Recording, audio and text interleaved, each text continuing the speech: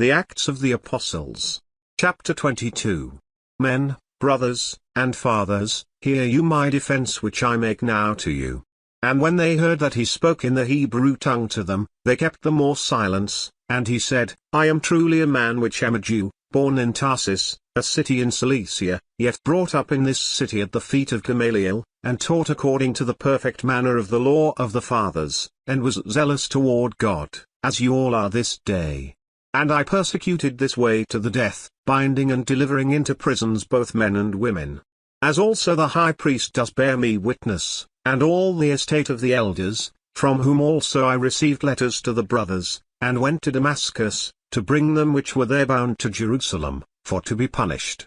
And it came to pass, that, as I made my journey, and was come near to Damascus about noon, suddenly there shone from heaven a great light round about me. And I fell to the ground, and heard a voice saying to me, Saul, Saul, why persecute you me? And I answered, Who are you, Lord? And he said to me, I am Jesus of Nazareth, whom you persecute.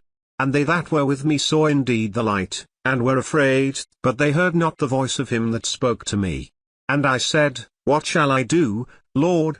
And the Lord said to me, Arise, and go into Damascus, and there it shall be told you of all things which are appointed for you to do.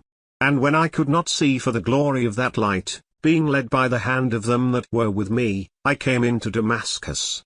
And one Ananias, a devout man according to the law, having a good report of all the Jews which dwelled there, came to me, and stood, and said to me, Brother Saul, receive your sight.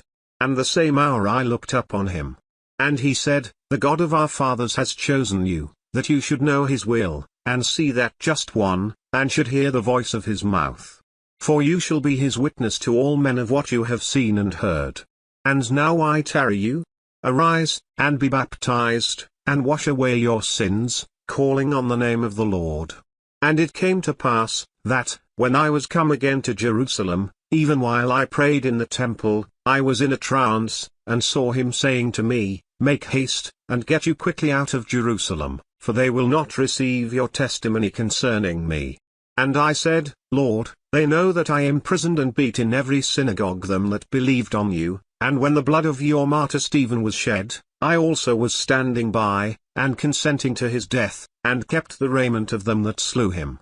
And he said to me, Depart, for I will send you far hence to the Gentiles. And they gave him audience to this word, and then lifted up their voices, and said, Away with such a fellow from the earth, for it is not fit that he should leave. And as they cried out, and cast off their clothes, and threw dust into the air, the chief captain commanded him to be brought into the castle, and bade that he should be examined by scourging, that he might know why they cried so against him. And as they bound him with thongs, Paul said to the centurion that stood by, Is it lawful for you to whip a man that is a Roman, and uncondemned? When the centurion heard that, he went and told the chief captain, saying, Take heed what you do, for this man is a Roman. Then the chief captain came, and said to him, Tell me, are you a Roman? He said, Yes. And the chief captain answered, With a great sum obtained I this freedom. And Paul said, But I was freeborn. Then straightway they departed from him which should have examined him, and the chief captain also was afraid, after he knew that he was a Roman, and because he had bound him. On the morrow, because he would have known the certainty why he was accused of the Jews, he loosed him from his bands, and commanded the chief priests and all their council to appear, and brought Paul down, and set him before them.